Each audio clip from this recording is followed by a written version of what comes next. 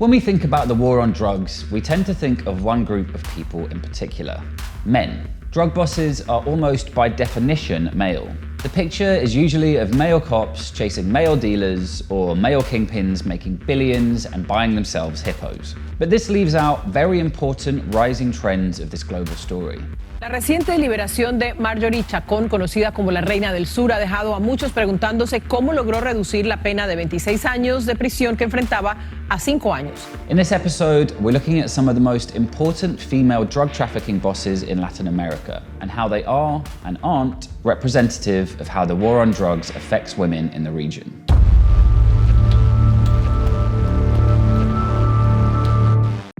The tiny town of El Espiritu sits on the border between Honduras and Guatemala. Though home to only around 3,000 people, this remote settlement has long been a key node on the cocaine superhighway connecting Central America to Mexico and the US. And for decades, El Espiritu was run by the Ballets drug trafficking syndicate, and amongst others, by its feared matriarch, Digna Ballets. My name is Deborah Bonello. I've recently put out a series of stories for Vice World News on a number of women who have very high-ranking positions in the cartels across Latin America. I had asked Digna for an interview 2 or 3 times and she said no. All the times I asked her, she said no. So I figured, I'll go to her hometown and ask around about her. But there we were greeted by her next door neighbors. And suddenly they had Digna on video saying, "Oh, you want to speak to Doña Digna? Well, here she is."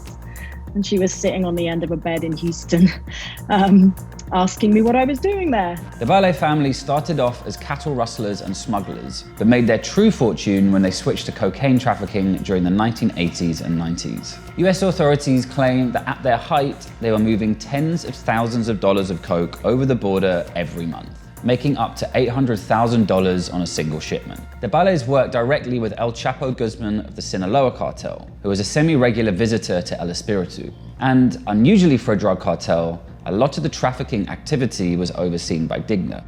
Along with her brothers, she was both feared and respected in El Espiritu. Well, many of the border regions in Latin America are very lawless and are characterized by an absence of the state. So you have families like the Valle Cartel sort of being these alternative powers and creating their own kind of governance. Digna and her family contributed to the building of this massive Catholic church in the middle of El Espiritu. But of course, those sorts of contributions come at a price. So they expect your complete loyalty in return for that. If the Valle family ever felt that that loyalty was not honored, they would often send out people to kill villagers that they didn't think were on side. This all came crashing down in July of 2014, when Digna was arrested at Miami airport.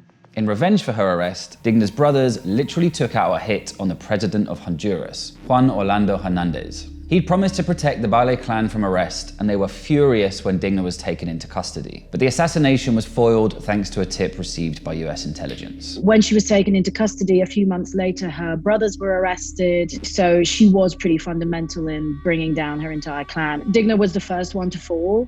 And then after her, it was a dominoes game. But of course, moving 800 grand shipments of blow is not the experience of the vast majority of women in the cocaine business.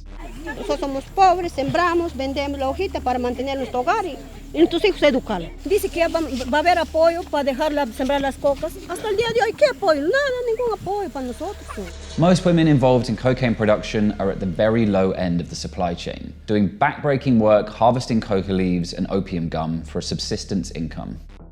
One woman who definitely did make it to the very top of the drug trade was Marjorie Chacon Rosell. Rosell came to the drug trade not through the product itself, but through the money. She was one of Central America's top money launderers, with the DEA estimating that she cleaned some $10 million a month for various Latin American cartels. She was one of the few women who was decidedly middle class. I spoke to a former DEA agent and he said that had Marjorie been in the legal world, she could have reached CEO position in some big company, that she was very astute and had very high-end skills. And it just so happens that she decided to apply those in the drug trade instead. In the meantime, she cultivated contacts and protection at the very top end of the Guatemalan government. Marjorie was incredibly valuable to the DEA. And when they sanctioned her, she realized that if she wanted to stay out of prison for the rest of her life, she was going to have to cooperate substantially. She was part of this web that went right to the top of Guatemala's political as well as criminal elite. She was absolutely right in the eye of the storm. When she found out the DEA had been tracking her, Rossell is thought to have flipped, helping American authorities take down the rest of her network. The former vice president and former interior minister of Guatemala have both been indicted in connection to Rossell, indicating just how high up her corrupt political connections went. Los testimonios de Chacon sirvieron para encauzar y condenar a varios acusados de narcotráfico y lavado de dinero, incluidos los empresarios Lorenzana de Guatemala.